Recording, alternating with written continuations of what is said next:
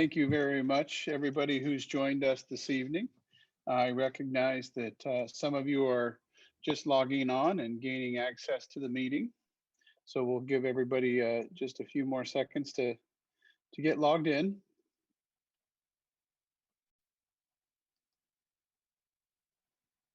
And as we begin this evening, I'd like to just start with some introductions. I'm CJ Kamek, Superintendent for Fremont Unified School District, and I'd like to turn it next and introduce our Associate Superintendent, Mr. Marcus Battle. Good evening. We also have joining us this evening our Assistant Superintendent of Human Resources, Dr. Raul Zamora. Good evening. And also joining us just from her last committee meeting, I believe, Assistant Superintendent Leticia Salinas. Good evening. And we also have Budget Director Raisa Bassi. Hello. And our Public Information Officer, Brian Kilgore. Good evening, everyone.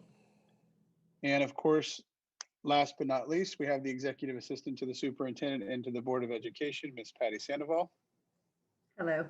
And we thank Luis Zamora for his work with the audio and visual this evening. So as we begin, I want to again thank everybody for joining us, and thank you to those of you who submitted questions and comments online through our forum. We read through those today in preparation for tonight's meeting and really appreciate getting the feedback from our community. We're going to go through a process this evening where we go through a presentation regarding our budget, our potential budget balancing actions, and then we'll open it up for community input, feedback, and we will, depending on how the time goes, we may moderate some of that time. We may engage with some Q&A. It's a bit hard to tell how much time we'll have left with town halls, but we thank you for being here this evening. As we get going, I will be sharing my screen to review the presentation. And as I bring up that presentation, I want to let you know that as you look at that, it is not that you're at the board meeting. This is the budget town hall, despite what the slide says. However, this is the same presentation that was used for our Board of Education meeting. So we'll be moving through this presentation. And we'll spend a little bit more time on some of the slides than others because some are more pertinent to the timing in the conversation. But as a recap, these are some of the reductions that were enacted in May of 2019. And I'm not going to read every line to the community, to our audience or our staff who might be joining us, but this presentation is available online as well. In addition, we had reductions from June of 2019. And in total, those were just above $16 million. And again, working through these pages, I won't always be reading every slide to you. And June 2020, of note on this page for reductions, as you see some things highlighted in red. And those highlighted areas are savings that were not realized in part due to our school closure or our campus closure because of COVID-19. And I will make some overarching statements regarding COVID-19 and our distance learning program because it's asked quite a bit, which is, aren't we saving a lot of money due to being in distance learning? And I want to address that, yes, the district did realize savings last year, and it is still calculating savings that we're experiencing this year. Most of those savings are related to things such as electricity usage, supplies, and some related expenses in that regard. However, I also want to call out that there are other expenses or other areas of the budget that are also impacted. For example, our food service program is not operating at its full scale, and our facility use program is not operating at full scale either. So there are impacts both on the expenditure and the revenue side. And what I would want to highlight for our audience is that those are generally what we would expect to be one-time savings or one-time increases or decreases, because we do expect when we return to campus that those will go away. And there's a lot of discussion right now across the state within our community about why do we need further budget reductions. And I've heard a lot of different input as to why. I think these are three of the key reasons. We still statistically are funded near the bottom of the nation in the state of California for per pupil spending. And federal funding is a significant impact to that as well. We have received some additional funding for COVID relief. However, the main area of funding that we receive is both in title funding, Title I, Title II, Title III, or other areas of categorical funding such as special education. Of note, special education, as you may know it, IDEA, Individuals with Disabilities in Education Act, provided that when it was written that the federal government should be contributing up to 40% of those costs. Now, in my professional career, I haven't seen that number exceed 15 or 16%. So that's another good example of where federal funding challenges exist. And I apologize for the miscue on the mouse. The other area is pension liabilities. And this is for all of our employees. And I want to highlight as well, based on some community feedback, that there were some suggestions that we should halt our contributions to some of the pension programs based on the increased costs. And I certainly appreciate that suggestion. However, I want to call out that our contributions, just like the contributions our employees make to the pension programs, are mandated percentages set by the state of California. So those are not optional amounts that we can choose to increase or decrease. And of significant note is that in the past roughly 8 years, I believe the percentage and the cost increase for employers has gone up 100+%. So we are looking at a difference of when we were back in maybe 2013, 14, the contribution rate for an employer was 8.25%. As we stand today, in some cases, that rate is upwards of 19%, and in other cases, 22%. And those, again, are mandated rates that we don't have any influence over locally. The other impact for Fremont Unified is that we have seen a decrease in revenue, an increase in an increase in costs. And we're also experiencing declining enrollment, which is what leads to the decrease in revenue. A lot of community members have asked me also, what about our $650 million bond, Measure E? And we are grateful for the community support and what we're able to do for our facilities, but this money is legally restricted to facility improvements and can't be used for general fund operating expenses or to fix a structural budget deficit within the district. In the same context, I've had community conversation about Measure I. And Measure I is a promise we make to the voters, and you can see on this screen where those areas are located. And one thing I want to call out with Measure I, as is the case with parcel tax measures in most districts, is when those are passed at a certain rate, we look at budgeting a certain number of expenses to the parcel tax. The problem is year over year, the parcel tax generally, in this case, has an annual rate of $73 per parcel. And as the costs increase year over year, sometimes the purchasing power of that overall parcel tax decreases a little bit. But again, we are incredibly grateful for the support of our community in the Measure I parcel tax.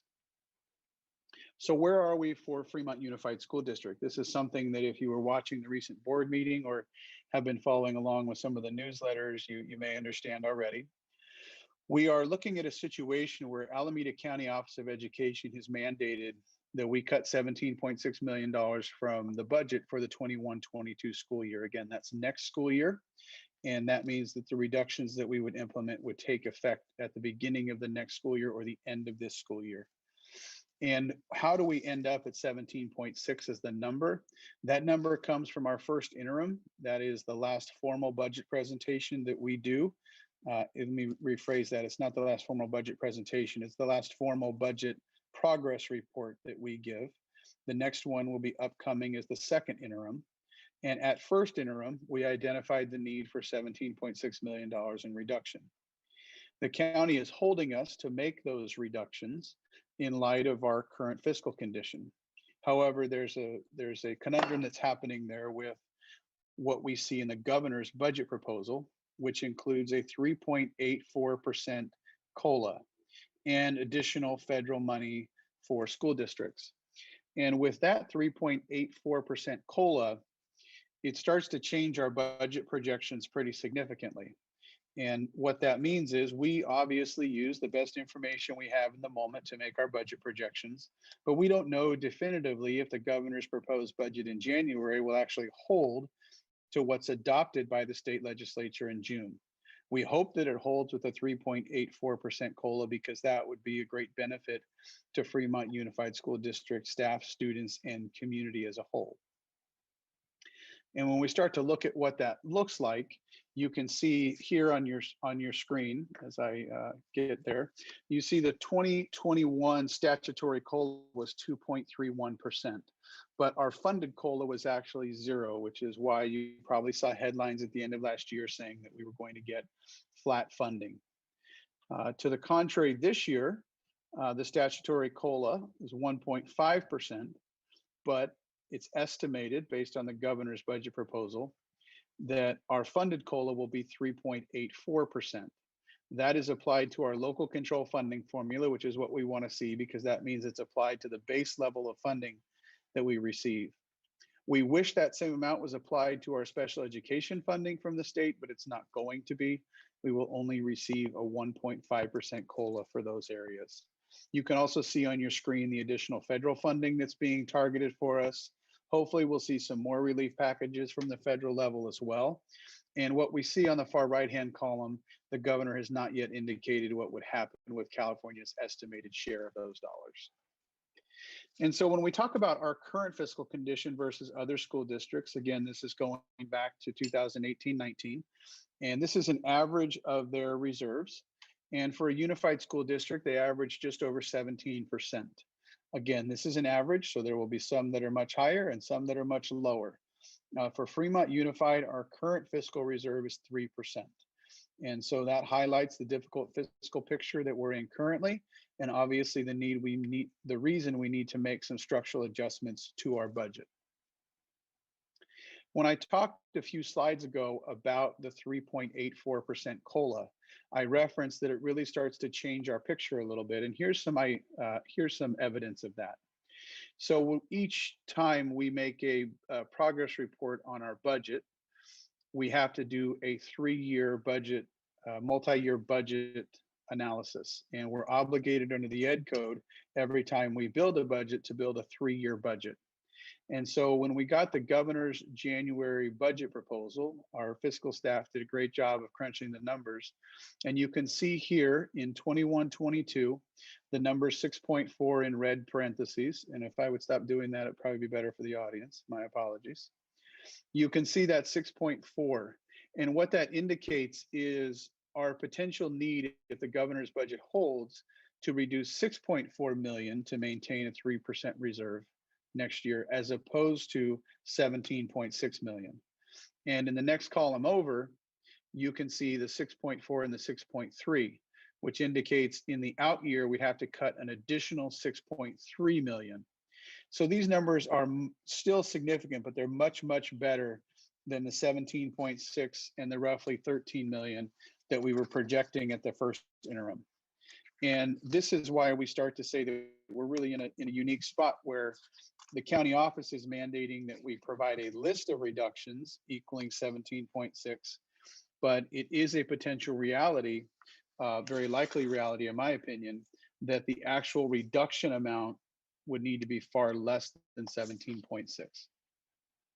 So some key points as we move forward.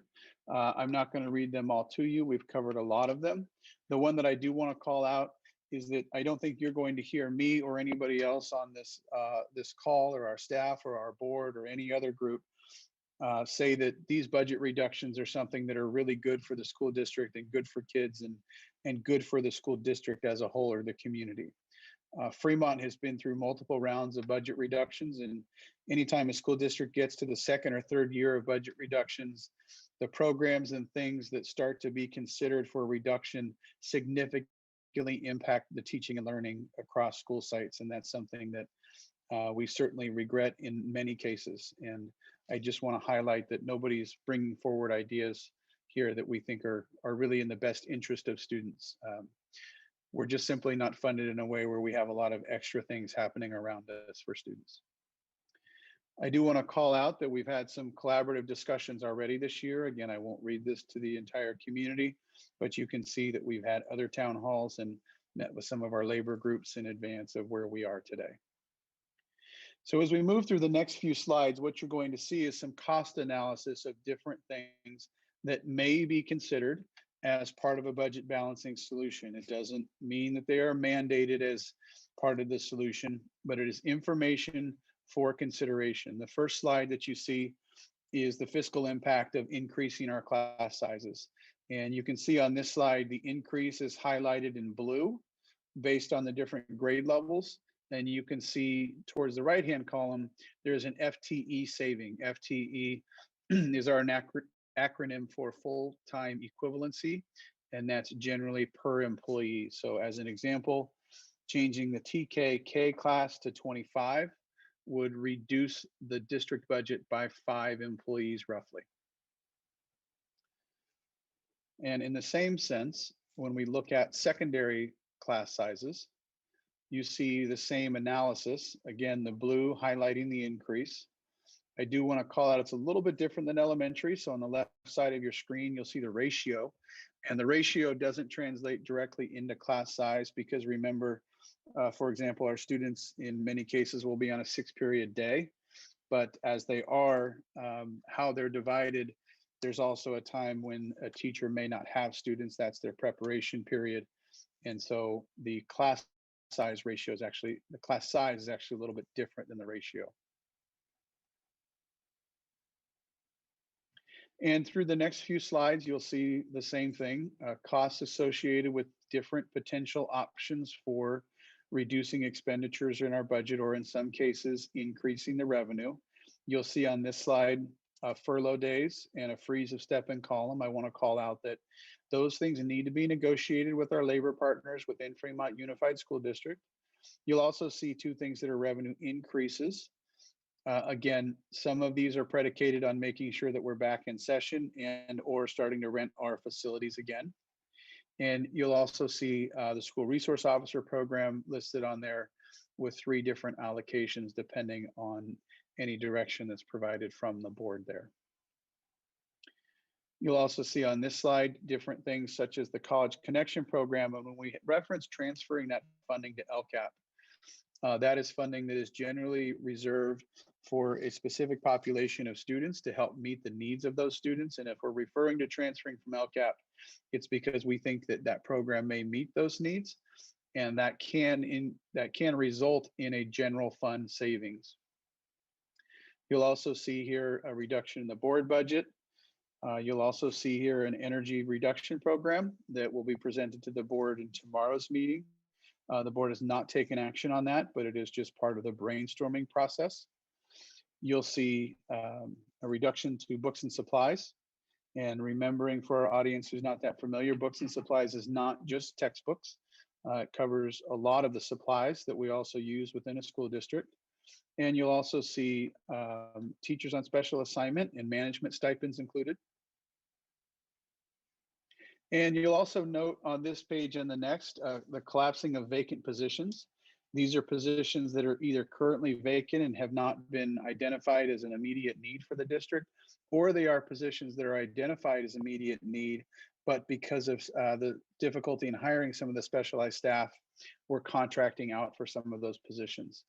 And when we are able to hire somebody, then we can reduce that external contract and bring in our own employees. You'll see again vacant positions. This covers things from grounds mobile maintenance, supply clerk, driving positions, a few different teacher FTE positions. And on the last page, excuse me, not the last page, on the next page, you'll also see a 25% reduction in elementary prep program. And I want to highlight that that needs to be negotiated. And for those of you who aren't super familiar with prep programs or may not have elementary students at the moment, prep program serves 2 features. One is it provides students an opportunity for some subject-specific instruction. And 2, it's the time in which elementary teachers are preparing their lessons, grading assessments, working with parents and families on different things. And I can tell you both as an elementary teacher myself, and elementary principal. Those are really important programs.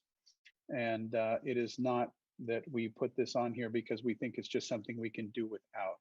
These are very important things. And as I said in the beginning, none of these are things that we believe are really going to result in a great thing for our students. These are circumstances that we're facing due to a tough fiscal position.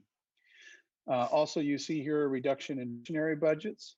And I want to highlight that that can impact what sites are able to do for students at their site. And also a one-time savings for delaying the opening of Bringhurst. In terms of other revenue enhancements, you'll see 3 items listed here for real property within the district. Again, highlighting some potential revenue sources, either through the lease of property or the sale of property. Again, normally in the lease of property, normally in the sale of property, that revenue is restricted to facility enhancements only. But we do have a provision in the Ed Code that allows us a little flexibility in that in the current moment.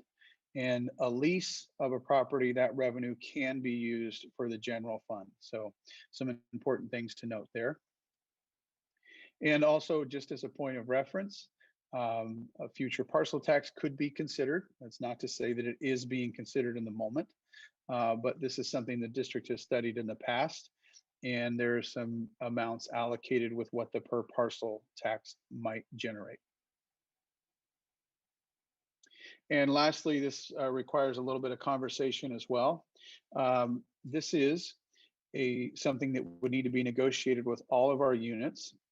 Currently, just over 1,000 of our retirees are covered under the CalPERS medical plans. CalPERS is a joint powers authority that offers benefits to school districts across the state. However, some school districts operate under a different JPA. And if we move to a different JPA, then the district may be able to save a significant amount of money on the administrative fee related to this program. Again, this is something that would need to be negotiated. And as you are all probably familiar, our employees purchase their benefits through the district. And thus, it would be something that we talk very closely with our employees about, and we would have to negotiate with each employee group regarding this change. I've laid out a 3-tiered concept for our budget reductions. And the reason I laid out 3 tiers is to kind of help address what we talked about a little bit earlier, which is the difference between 17.6 million being required by the county and a potential that our budget projections, if they hold with the state level, only mandating 6.4 million. And so because the county is going to mandate that we provide them a list of potential reductions that could be enacted totaling 17.6, but we recognize the actual reduced programs or positions or adjustments in the budget may need to be much less than that. We try to set forward a situation where we could build tiers in to address that. And one of the proposals is this tier. It highlights a decrease in our designation, which is a one-time set aside. That's not an ongoing reduction, but it does help our reserves. Collapsing just over $2 million in vacant positions across all 4 of our employee groups. Adjusting, depending at the direction of the board, some of the SRO program or all the SRO program at the discretion of the board. A reduction of 2 TOSAs, an increase by 2 for our TK and K class sizes. And you'll see some other adjustments that are listed here on tier 1 for your review. Again, some of them being one-time, some of them being ongoing. And I will call out that Hopkins 0 period is listed here. And that's something we've certainly heard from our community regarding their concerns about that program and maintaining it. And you'll see here in tier 2, a list of items that again are ongoing or listed for the budget cycle. The reason we call it a budget cycle for our furlough days is because we would be taking those days and dividing them over the 3 years. And as I mentioned earlier, we must budget as the state mandates in a 3-year budget cycle. So that's why it's calculated that way. And in tier 3, you see where we've highlighted some potential reductions for tier 3. The department funding The prep reduction, again, must be negotiated, and the transition to a non-CalPERS vendor. And I want to go back and clarify that that transition would not mean that our retirees wouldn't maintain their benefits. It would mean that they would go through a different joint powers authority for those benefits. And so taking all those things into consideration, we've identified 3 tiers, and these were presented to the board last week. And you can see that across the 3 tiers, we have just over $20 million in ongoing reductions and roughly $2.8 million in one-time reductions. The reason we've set the targets above the 17.6 is we recognize that there is a lot of advocacy, discussion, and problem solving that's still happening around our fiscal picture. And we want to make sure that we have some room to maneuver through those conversations. Our next steps include this town hall. We will have a special meeting of the board tomorrow night. I'll be meeting with the superintendent's budget task force on the 19th. And on the 23rd, we'll be holding another community town hall event. And ultimately on the 24th, our Board of Education will need to take action related to the budget balancing plans. And that's kind of our timeline for the moment. And I really appreciate everybody being here. I'm going to stop sharing the screen at this time.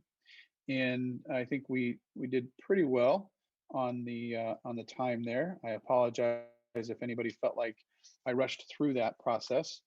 But in trying to make sure that we left some time to hear from our community and to make sure that if possible, we had a chance to respond, I wanted to make sure that we left some ample time for that discussion.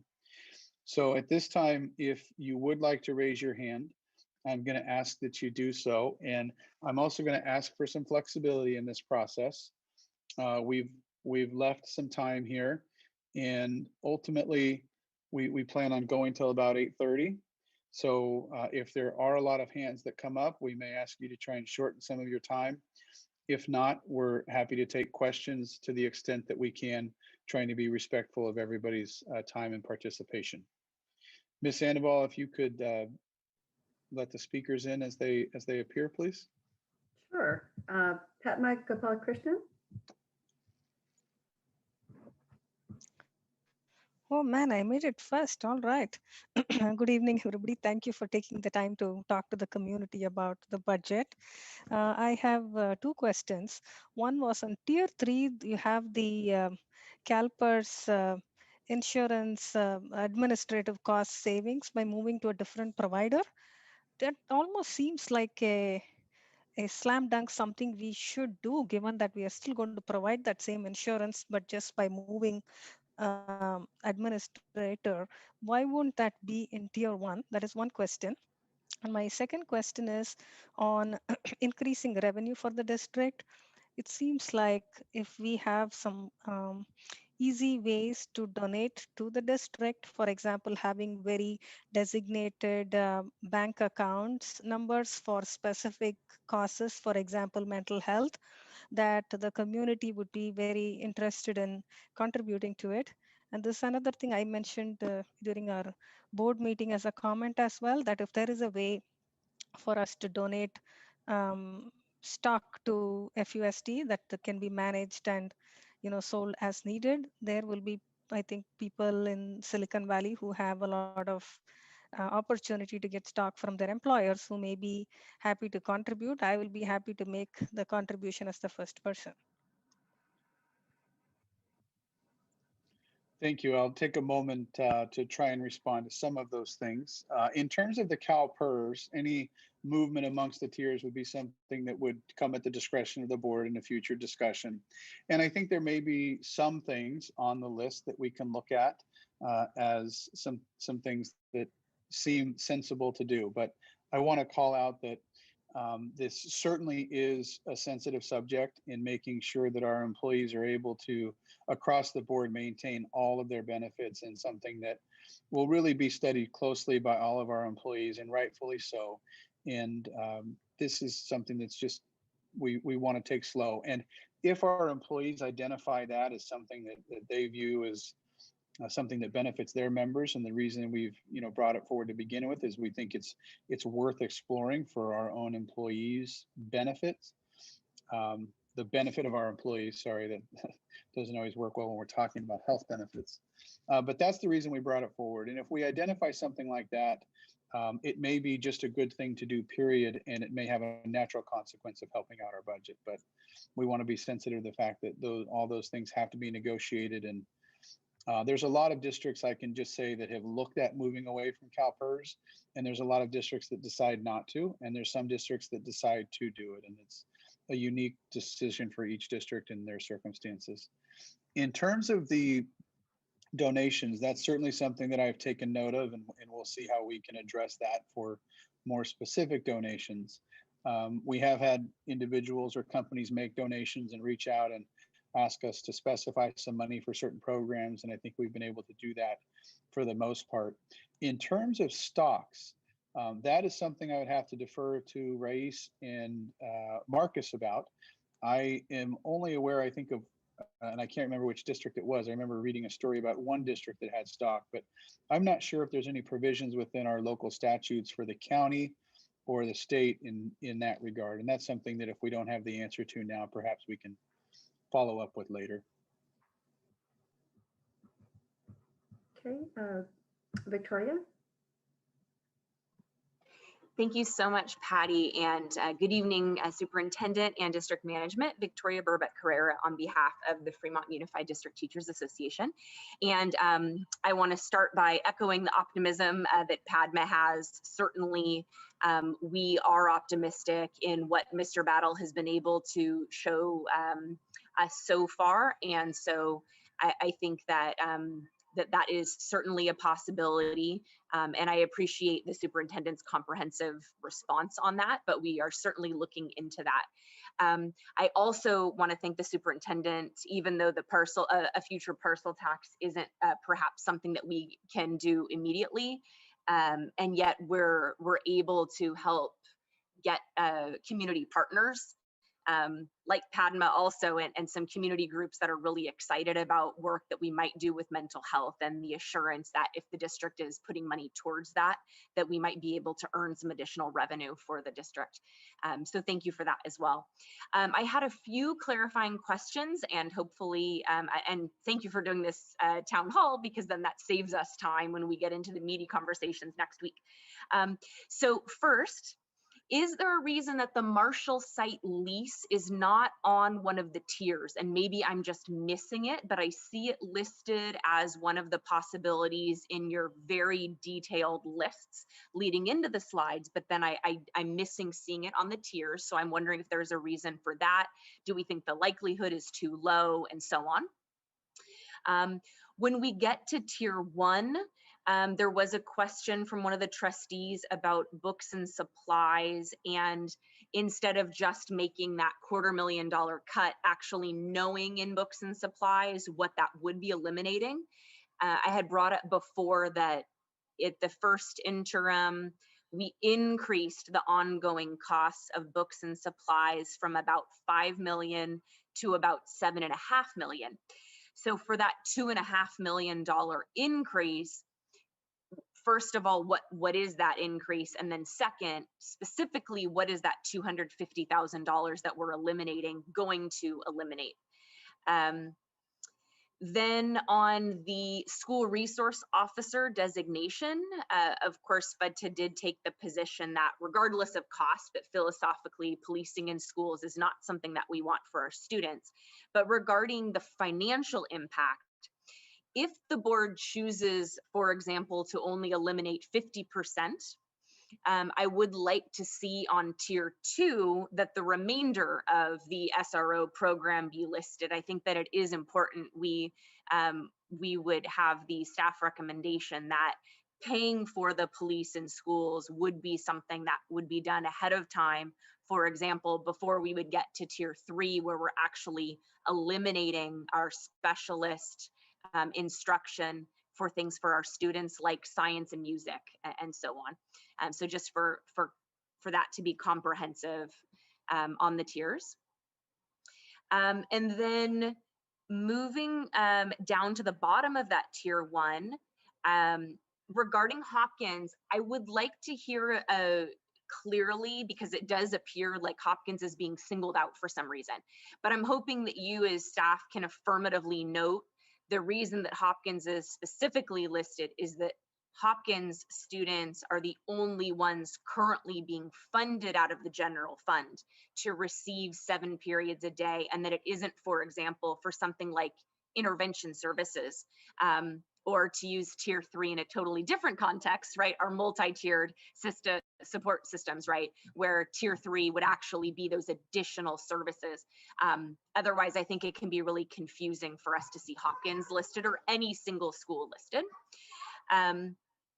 Bringhurst, I'm wondering, because of the decision that was made to not place either of the immersion schools there, would staff be able to then note with the updated demographic projections that we would not open it not only as a cost savings specifically here, but that it would make sense to do so because we won't have reached the 165 students that the board previously took the position on to open. And that is all of my questions for this evening. Thank you so much, guys. Thanks, Victoria. I'll try and get through some of those questions. Very comprehensive analysis as always. In terms of the Marshall site, the reason I didn't put it on the tiers is not because we don't think it's necessarily unlikely. It's more related to the fact of not knowing the time in which we would receive the revenue. So, you know, that is a discussion that's happening right now through the 7-Eleven committee. And until we know definitively when that revenue might come in, I was hesitant to count it as revenue in any of our budget projections. So that may fall along those lines of something that it makes sense to do for the district to generate revenue utilizing the sale or lease of a property when we can. And, you know, that would be something that we'd be kind of looking at doing irregardless. So that's a little bit as to why it's not listed specifically on tier 1, 2, or 3. It's really just the unknown timing of when we might start to be able to count on that revenue. The next question you had on books and supplies, we'll certainly prepare a response for that for the near future. We thank you for that question. And I appreciate your input on the SRO, how that would look through the tier process before getting to tier 3. I'm going to go to Bringhurst next, and then we'll go back to Hopkins. I believe based on our projections, I'm not sure, Mr. Abbasi or Mr. Battle, if you can speak to where our demographics project Bringhurst to be next year in relation to any pre-established targets.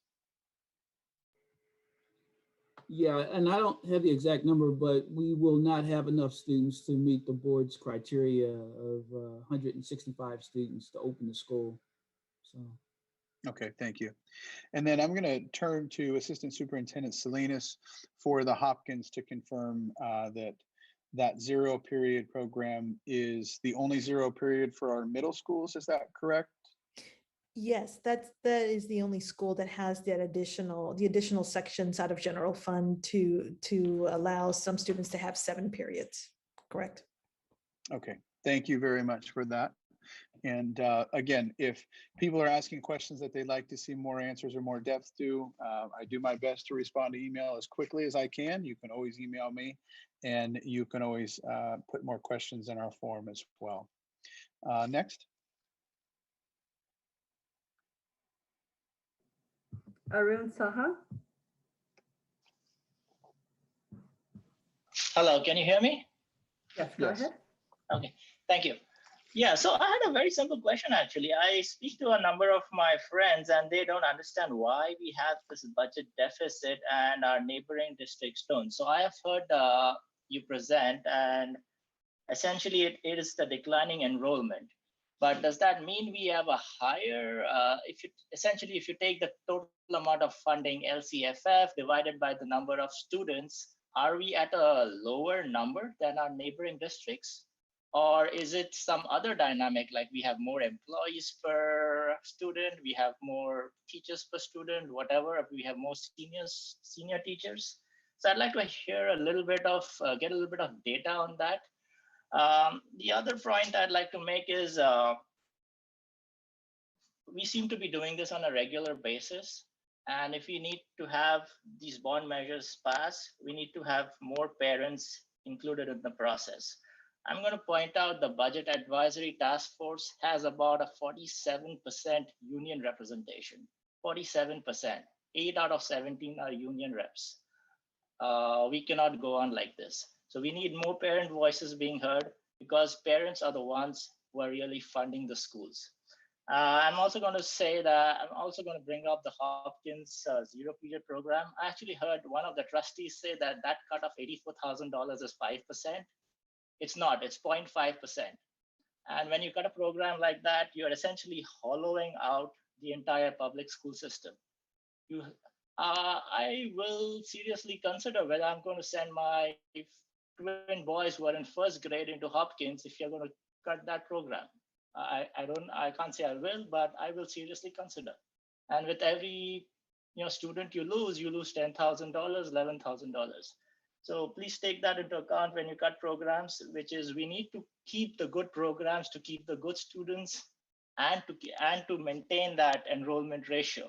You can't just cut programs just because something is out of place. I think I'm going to stop there. Thank you.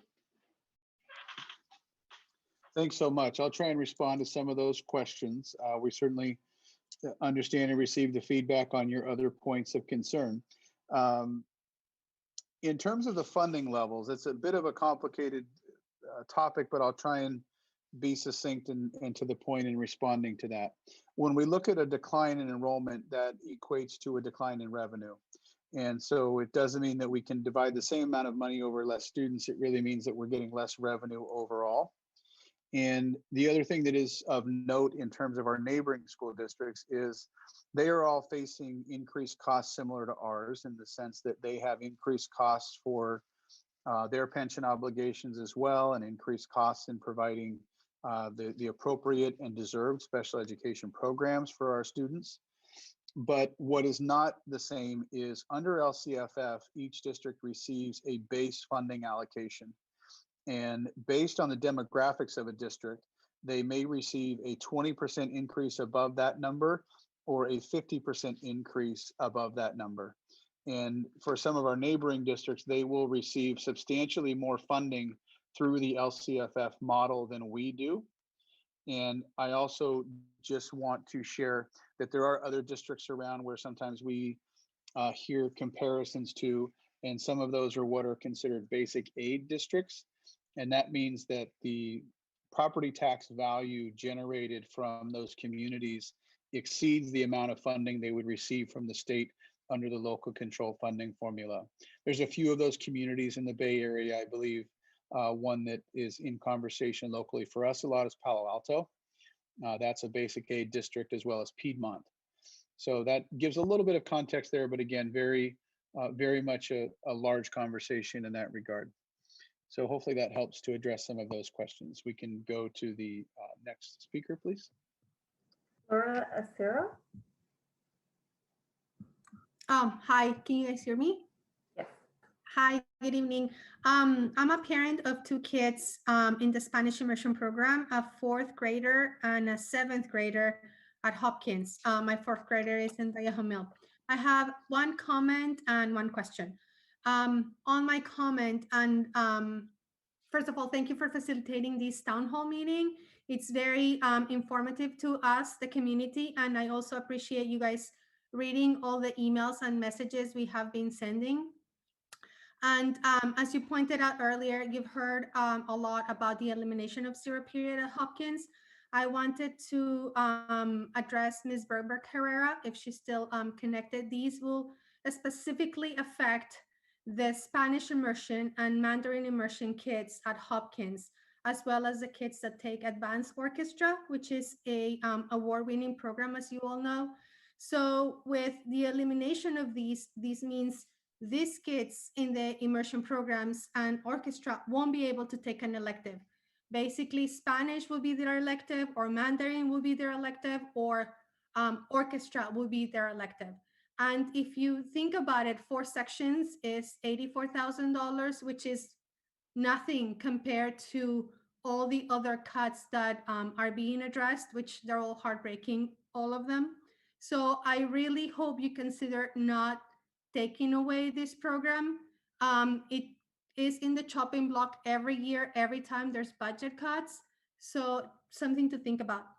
And my question is on Lila Bringhurst. So not opening the next school year, it represents an $800,000 savings. Do we have an estimate of when this school will open? Will it be 22, 23? Or we still, I seem to have missed the projection for, the not next year, but the following year. That's it. Thank you so much.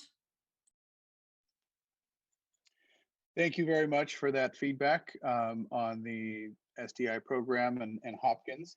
In terms of when we would project to open Bringhurst, I think it's the best way to describe that. Maybe it's to be determined. And the reason I say that is because when we first started building that campus, we anticipated a higher generation of students from the development around Lila Bringhurst, and that just hasn't come to fruition. And so there's a threshold that the board has set for resident students in that area to open the school. And other than some sort of programmatic adjustment, I think we'll just have to wait and see when we reach that threshold to open. And I don't know, Mr. Battle, if you have any information on hand for when the demographers think we might get there. Yeah, the demographers, based on the demographer report, we should have the appropriate number of students by the next fiscal year. So by August of next year, August of 22. We will have exceeded the threshold. Thank you. Okay, well, next we have Jenny Alpagren. Hi there, good evening. Thanks so much for holding this town hall. I have a question regarding a line item on the Tier 1 cuts. At the January 20th board meeting, the school board voted to reinstate the SRO program despite it having no measurable goals, no measurable benefits, and actually a history of actively violating student civil rights. But it was reinstated with no funding attached. I'm wondering why it's listed as a savings of $885,000 or $442,000, even though it currently, per the board vote, has no cost attached to it. Just wondering if you could explain that. Thank you so much.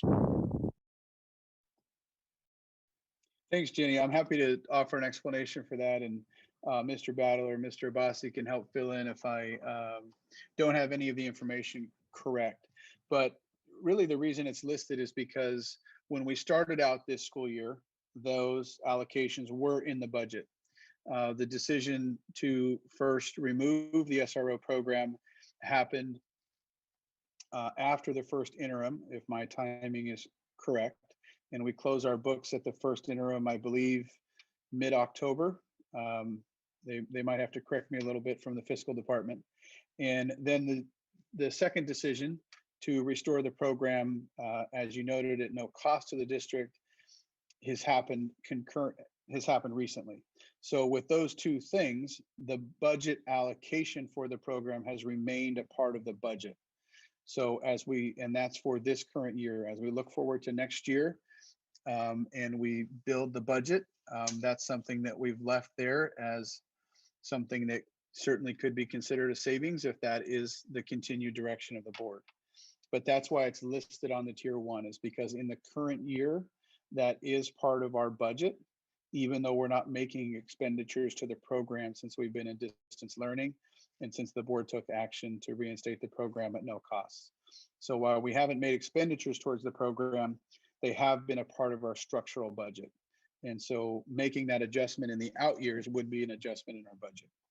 Hopefully that's made sense a little bit. And Mr. Battle, I'm not sure if I missed any of the dates on the first interim there. Yeah, you missed the date, but it was not important. I don't see any other hands from our audience. Well, I would just want to thank our audience for being here this evening. Again, we'll be doing this February 23rd, I believe, is our next date, and we'll be having a special meeting tomorrow. And I really thank everybody for joining us. They can fill out the form if they have further feedback, and of course, they can email myself directly as well. And as we close out the evening, I think we have one more hand that's come up, and then we'll close the evening after this speaker. Fatma, go ahead. I'm sorry, given that we had so few speakers, I thought I would ask one more question or a comment. On the SRO program, this is something that I really wanted, and a lot of us worked very hard and spoke to our trustees to have that reconsidered, and I'm very happy that they did. I wanted to say that I'm a parent of 2 high school students, and their physical safety is the most important thing to me as their parent. Their AP courses, their music programs, none of them would matter if I cannot be comfortable that my children are going to go to school and come back home alive. So I wanted to make sure that I shared that perspective as a student, sorry, as a parent, because you may hear a lot from people who are not parents. And I wanted to make sure a parent voice was heard on this. Thank you. We've had 2 other hands go up since then. No problem. Happy to take the speakers. We have another 10 minutes or so. No problem. Justin Valencia, go ahead. Thank you. So I just wanted to speak in regards to SROs. I know there's a lot of cuts that need to be made.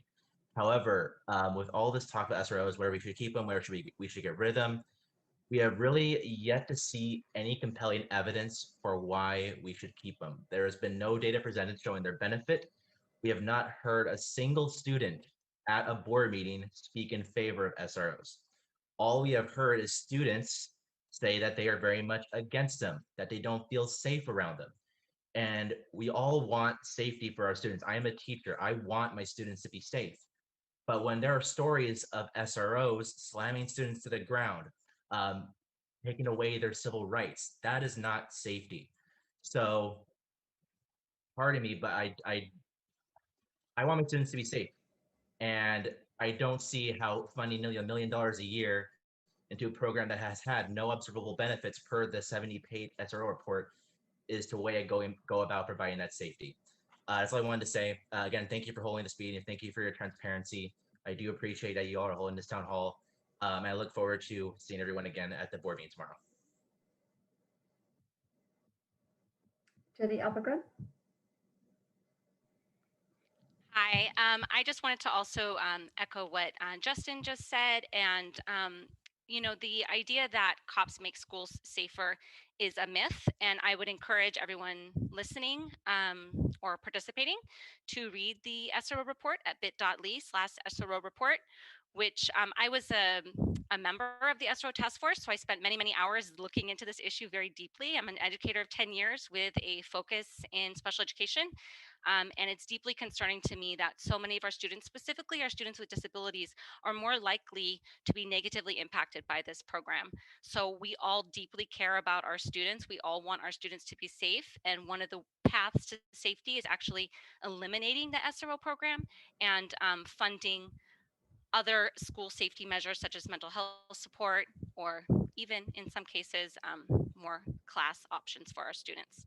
Thank you again for holding this meeting and allowing us to really participate. I really appreciate it. Teresa Silva. Hi, can you hear me? Mm-hmm. Yes. Hi, I just wanted to echo the last 2 speakers, that last mom. I'm a parent of 3 children, and I too feel that the SRO program is not necessary. It does not make me feel my kids are safe in school. It does not make my kids feel safe in school. And I just wanted to share that I'm a parent as well, and I do not feel the same way she does. And I appreciate you guys holding this time for us to speak and listening. Thank you. Jennifer Hampton. Hi. I wanted to ask if this forum would be available to watch later on. I know you've done that with some of the previous ones. I missed the beginning, so that would be helpful if that's possible. And I do see that the forum to offer feedback is still open. It mentions a date that it would no longer be collected after February 12th. So that's why I didn't send anything in. But if both of those are still available, that's great to know. Thanks. Yes, they are. If I can respond, my apologies. I was supposed to change the date on the feedback form, since we do have another session next Tuesday. We decided to leave it open, I believe, until Thursday at noon. So yes, you are welcome to provide feedback. And we are on YouTube. You can look us up under Fremont Unified School District, and this session is being recorded as well, so we'll be plugging it onto the website as well tomorrow.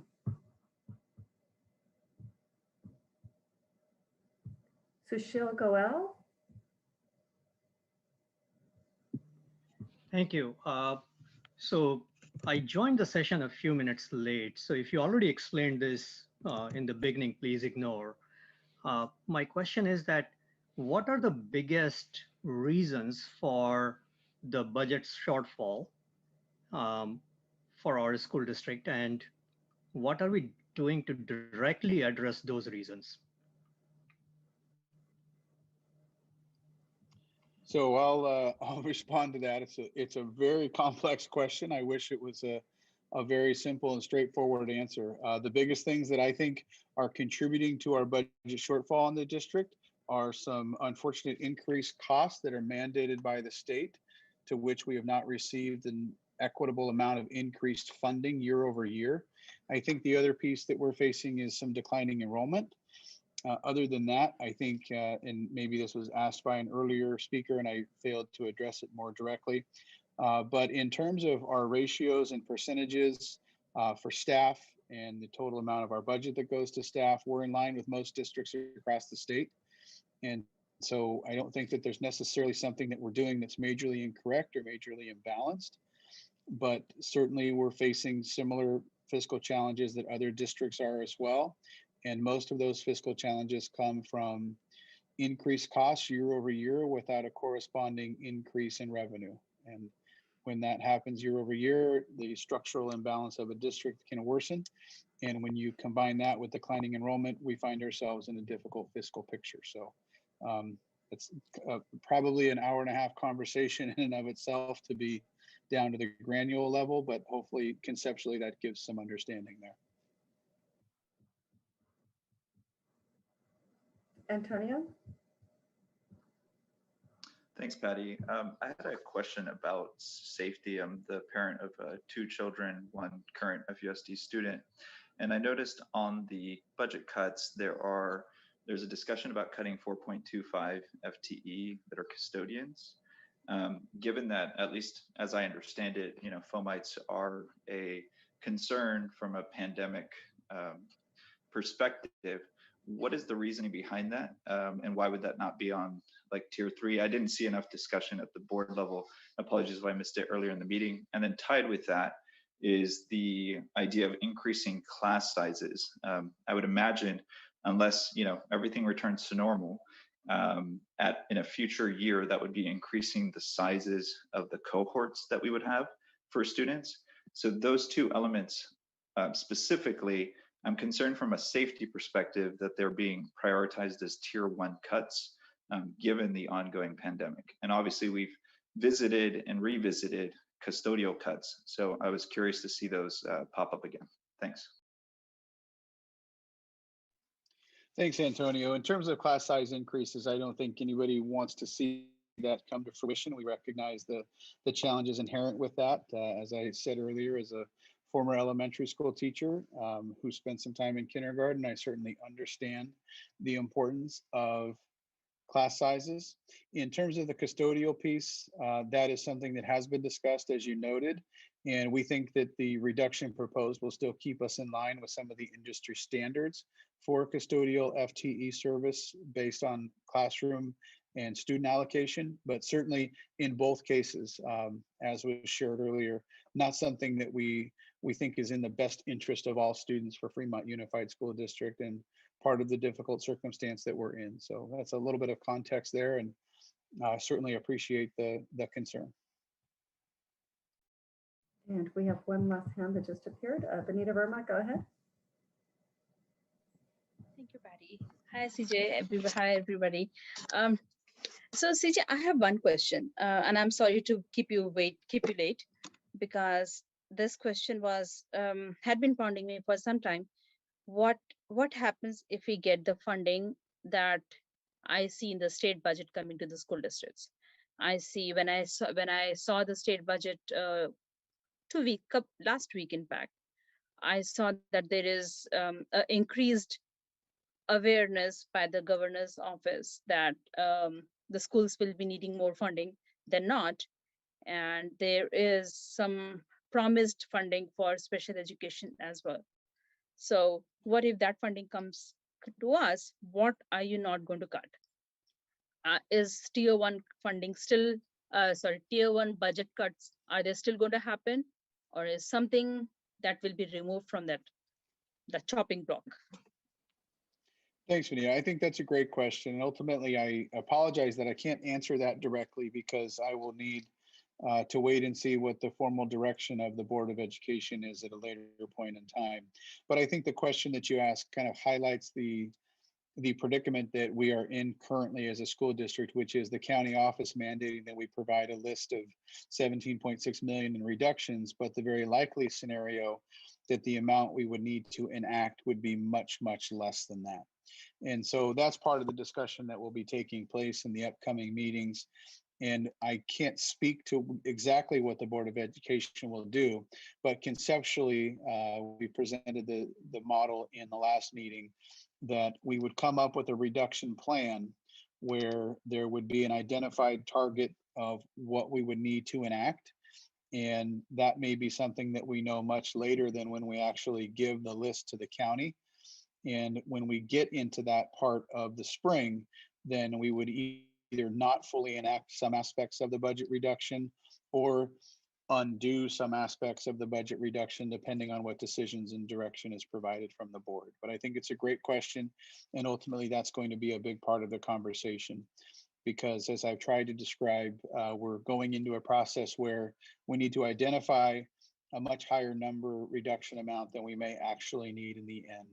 And so we're going to need to be very flexible and responsive to what develops in the second interim for our budget. And oftentimes the second interim budget report looks better than the first interim, in part because the second interim gives you, in my opinion, a more true perspective of what your expenditures and revenues will be for the year, because you're much further into the year.